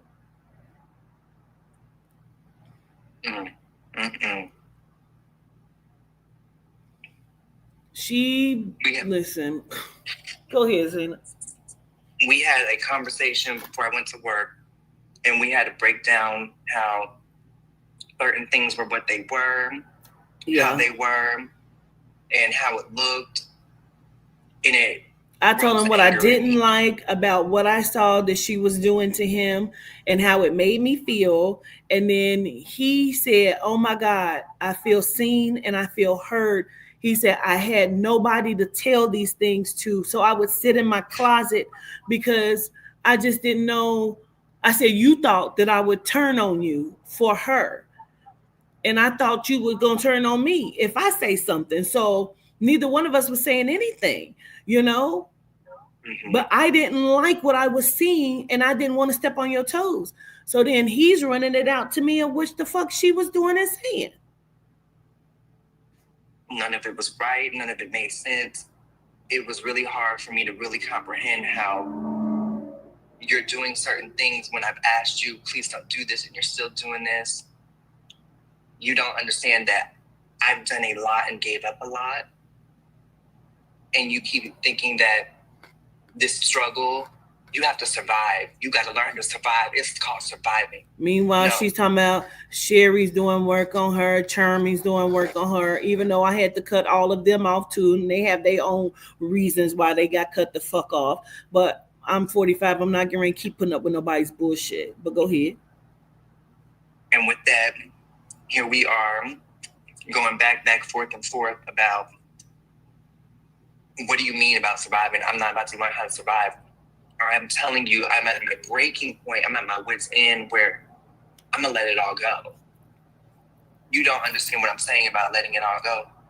I mean, I don't mind letting everything that looks like something go. Jose was late. He did not want to get out of my car. This is how deep the conversation was. Jose was probably like 30 minutes late. We sitting in front of his job, directly in front. We had drove up just a little bit. I said, I ain't gonna park directly right in front.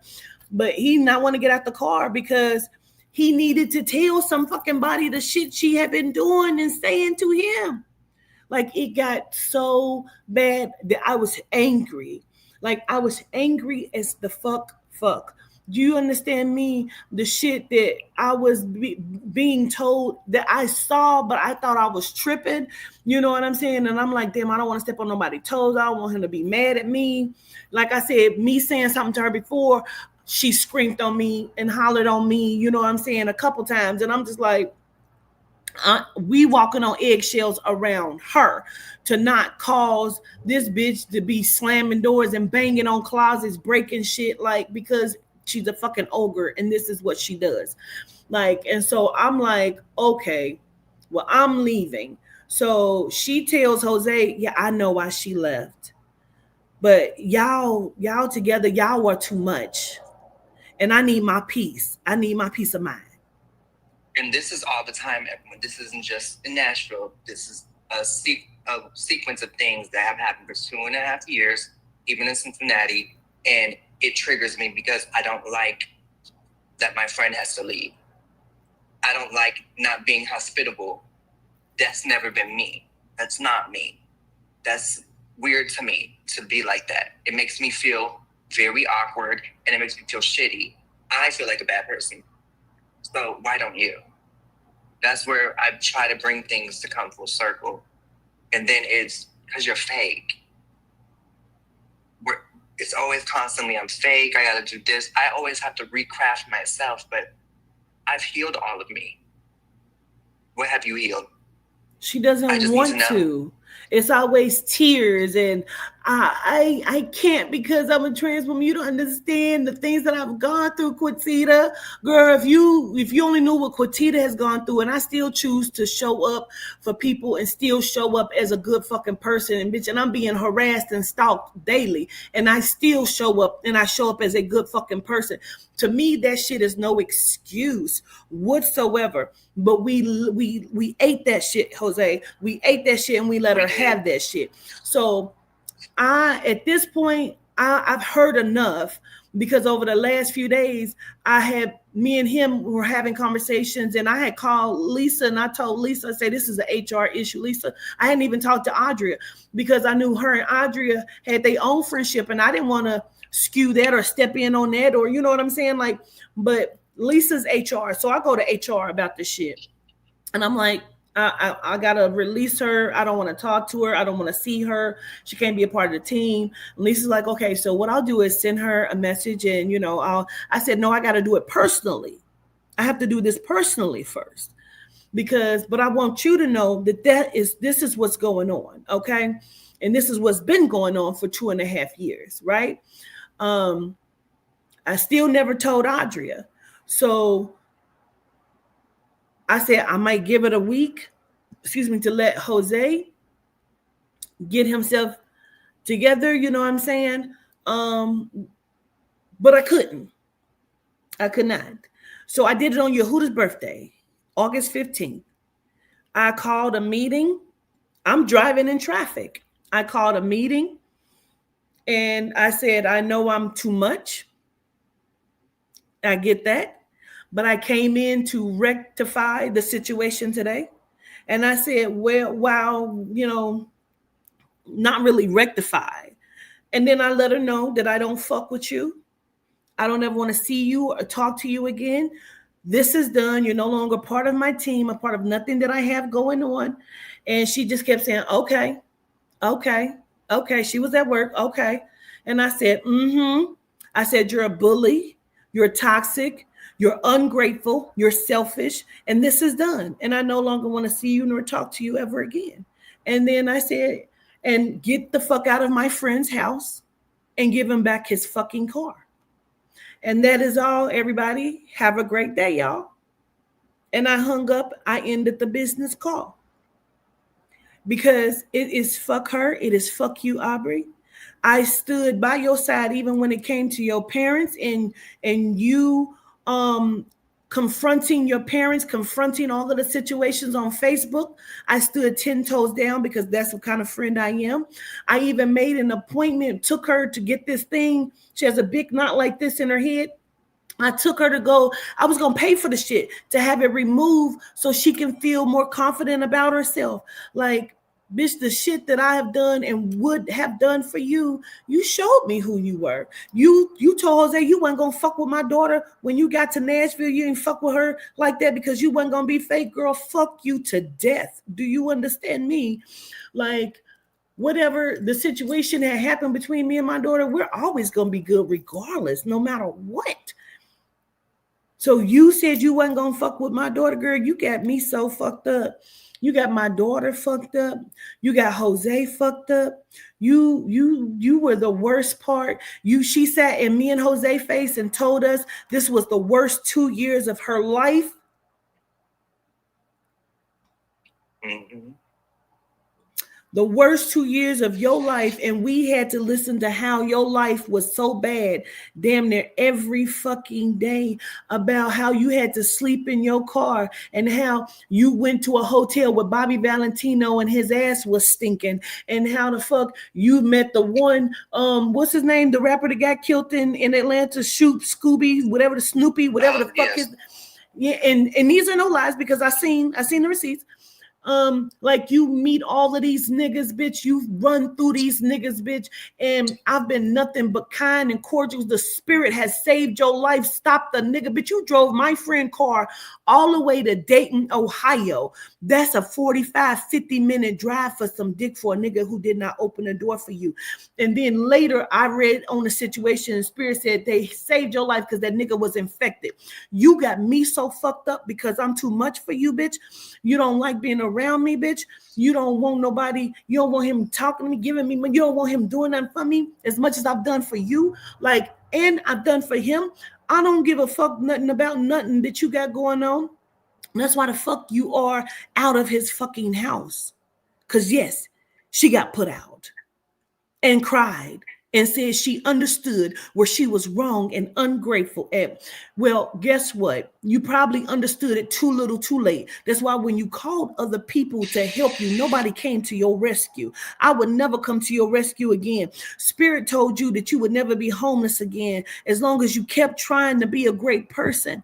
And you didn't hear that part. You didn't hear me trying to save you. You didn't hear me swimming through the motherfucking water with you on my back, bitch. You didn't hear it. You didn't get it. And that is okay with me that you didn't, bitch, because I let you go, bitch. You will drown now fucking with me, bitch. You will drown fucking with me, bitch. Just like the rest of these fucking clowns who think they actually matter to me. You don't matter to me, bitch, because my day goes on. Nobody's gonna do anything to me, bitch. I'm Medina in the fucking physical. You forgot who the fuck you was dealing with and talking to, bitch. That's the motherfucking problem. You understand me?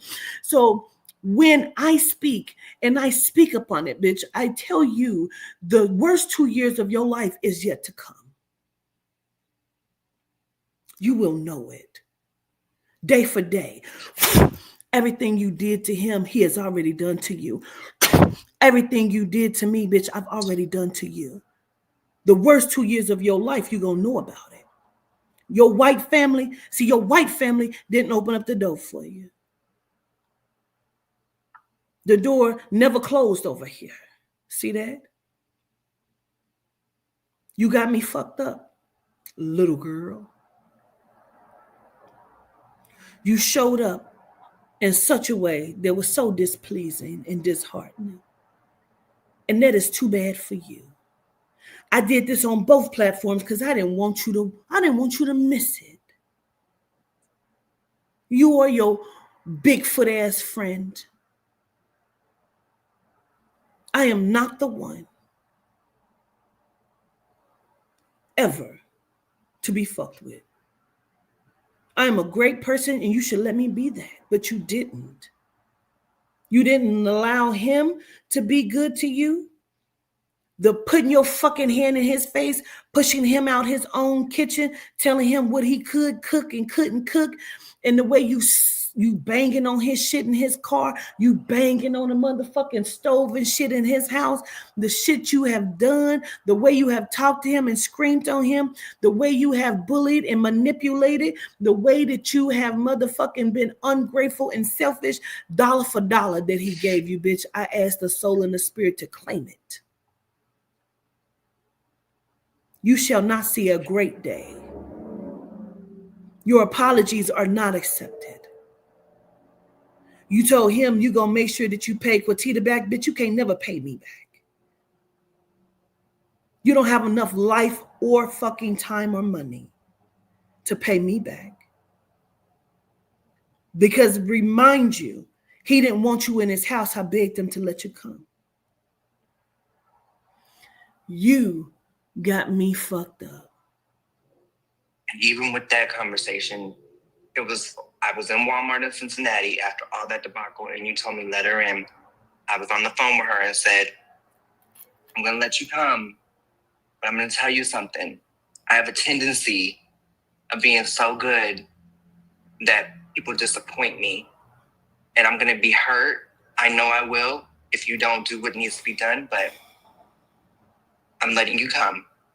And she said, my feelings are hurt that you said that. You've done nothing but show me that what I said was truth. I said it. She thought she can come in between our friendship is what she thought. It wasn't going to happen. You were a wedge in several ways. You tried to make sure you left a paper trail.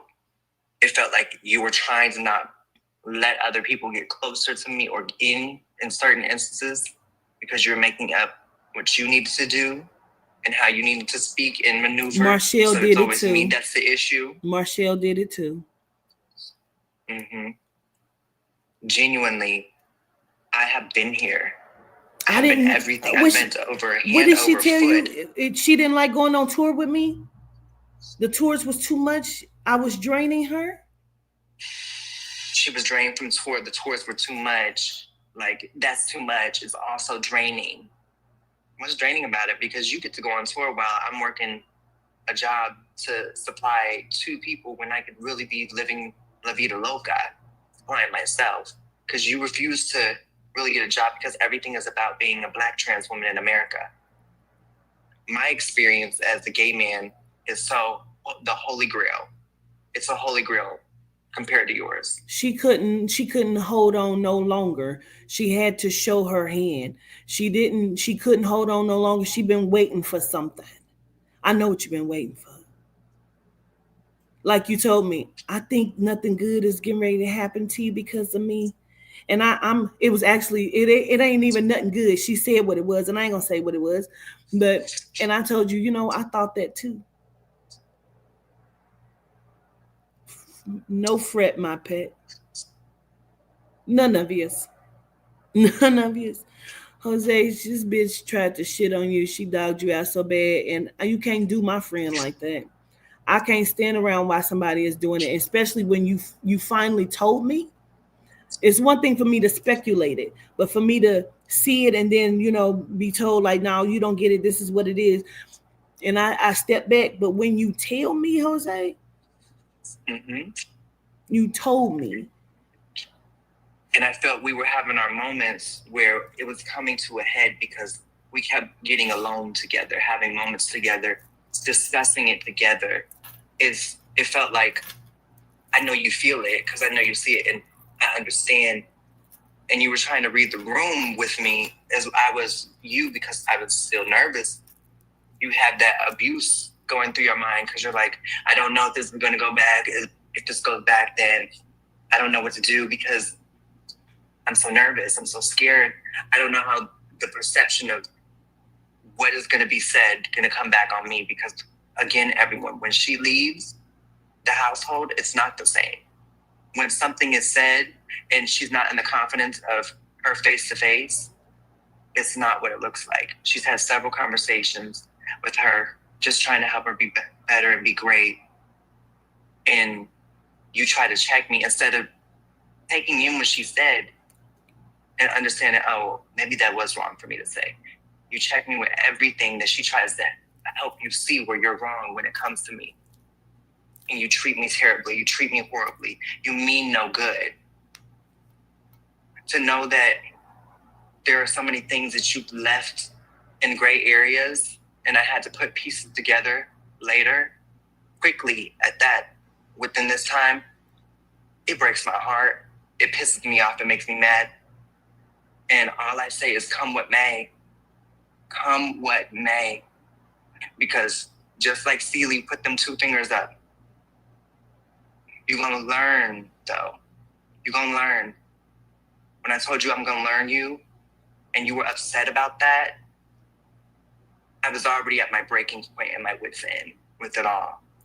The shit is diabolical. I wish I could even, like, my mind's so frozen right now to even bring up half the shit that she has said and done.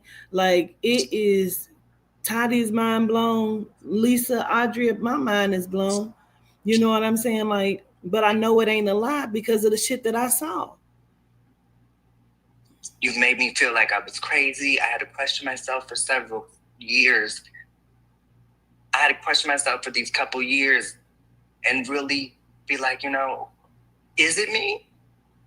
It made me reluctant. It made me fall back. I wasn't really being my full self because I was so nervous and a little paranoid and had so much anxiety.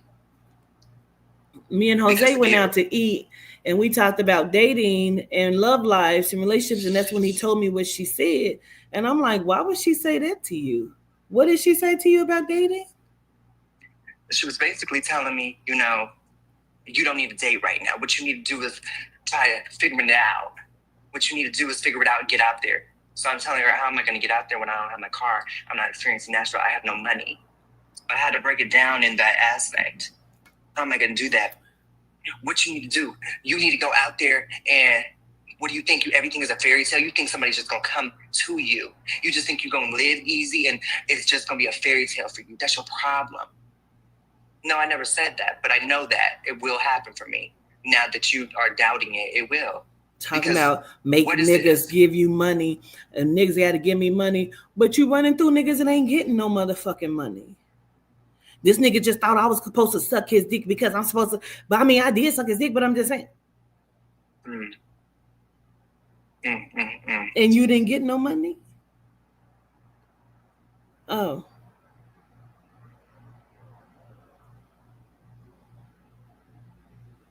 I don't have a filter when it comes to her because I've tried to do all that I could for you. And now I have nothing for you. I don't even give a fuck. I promise you I don't.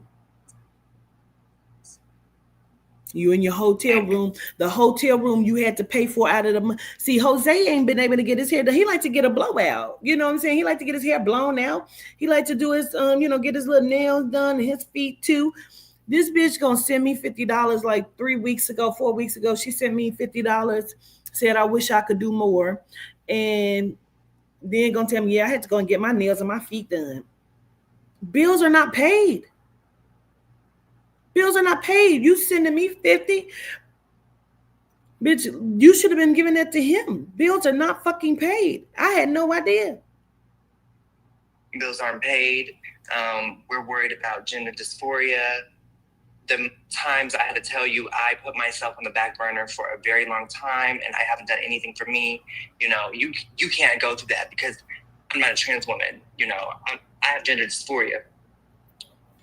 Okay, what I'm telling you is I have not had me and backed me up, taking care of me in so long. She told him about the rent when he said, hey, we need to remain in this rent payment. She said, I can't think about that right now. I got bigger things to think about. Like what? Yes. Like what? I would like to know.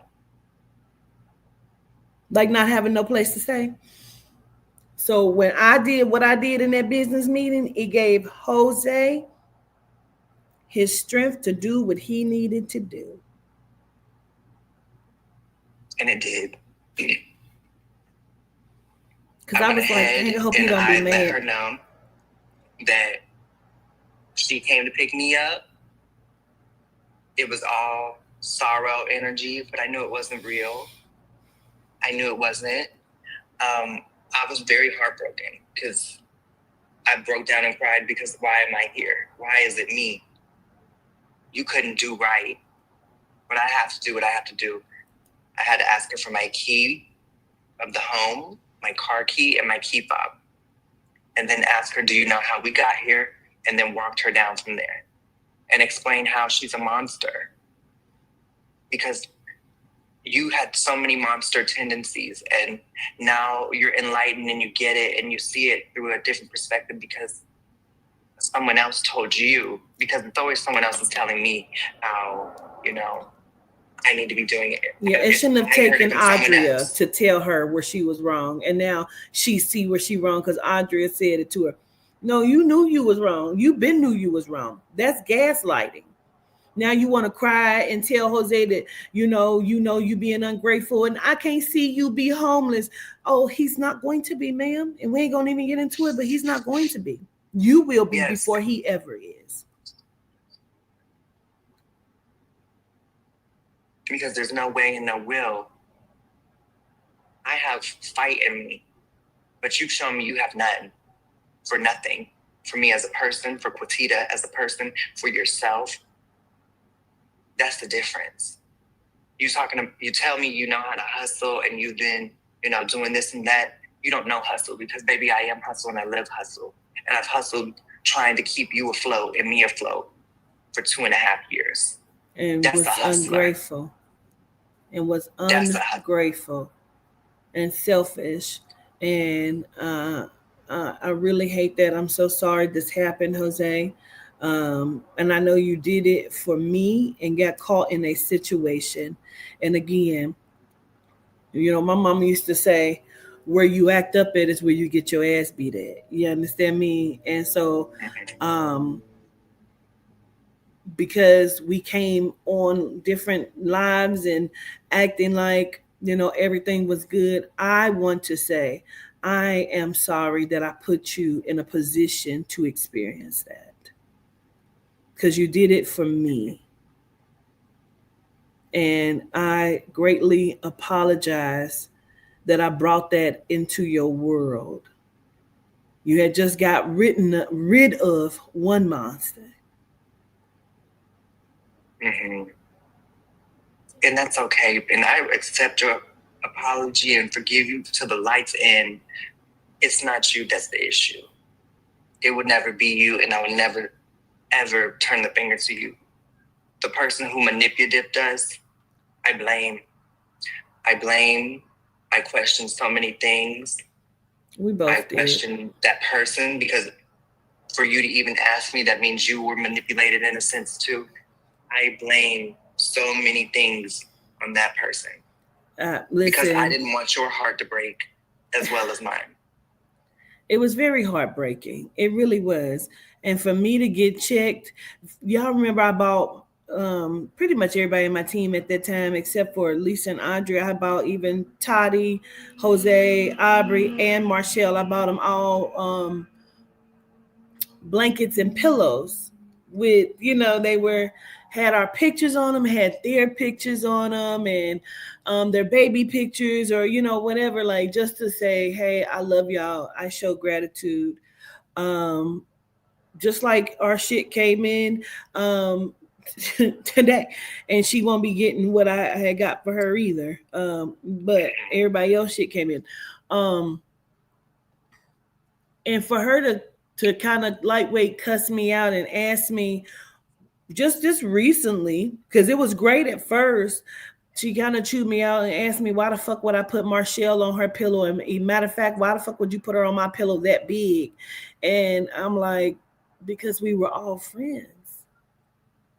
And these were moments I called our moments that we had together as friends. I thought we were, and put them on the pillows to say, I love you. And this is our friend group. And many times over, I kept saying, I love our friend group. And I kept saying, gratitude, y'all, for being here. Gratitude for my friend group. I just wanted a good friend group of people. And you still didn't hear that. And Jose would say it too, and you still didn't hear that. We gave you love and we showed you love, and we owe you nothing else. I nothing you. Do you nothing her, Jose? I'm nothing you too, monster. I wish that you understand that what is going to feel like glimmer and glamour, be aware after the glimmer and glamour of it all, the storm is coming. Mm-hmm. The worst 2 years, she said, of being around us, the worst 2 years, she had slept in her car at some points in her life. And this was the worst 2 years of her life, of not having to work and somebody taking care and leaving the wallet on somebody else's dime. And yet you never feel comfortable with people buying things for you, but you never showed that you didn't by getting a job and helping me. Right. Before we get, let me say this, because I want to leave this, and then I'll ask you what your final words is. Because again, it was so much, but we still didn't get into. But for you to keep saying, Aubrey, you think it's fucked up and it's so much, and Quatita always got drama and people trying to, do work on me because I'm connected to her. And I want to say to you, people are not doing work on you because you're connected to me. Jose's ancestors was beating your ass because he has them. And gratitude to them. Gratitude to them. You have any parting words? I do. I hope you find yourself as the woman that you are thinking that you're going to be. I think that I really have showed up and showed out. Quatita has showed up and showed out. I don't think I know. I stand in that. I want the greatness for us to heal within this. I want you to understand that what you've done can really not be repaired or forgiven. But I'm still such a good person that I'm still doing noble things to make sure that you're okay. It happened. I wouldn't. And I shouldn't. Because you're a good person. I genuinely want you to know that I want my ancestors to show you something, because since I was not anything but fake, I want them to show you what's real. Because I was everything but fake. Ancestors, go full throttle and show her what is real. Show her real for me. Because Zine wasn't real enough. He wasn't good enough. He wasn't a friend enough. He wasn't brother enough. So I want them to show you what real feels like. Yep. And I say that in the words of what is his name? T.I.P. Expeditiously. Yeah, expeditiously. It wants to happen expeditiously. And I don't want nobody off your throat. And whatever narrative you paint, I will always be the truth at the end of that narrative that you're trying to paint.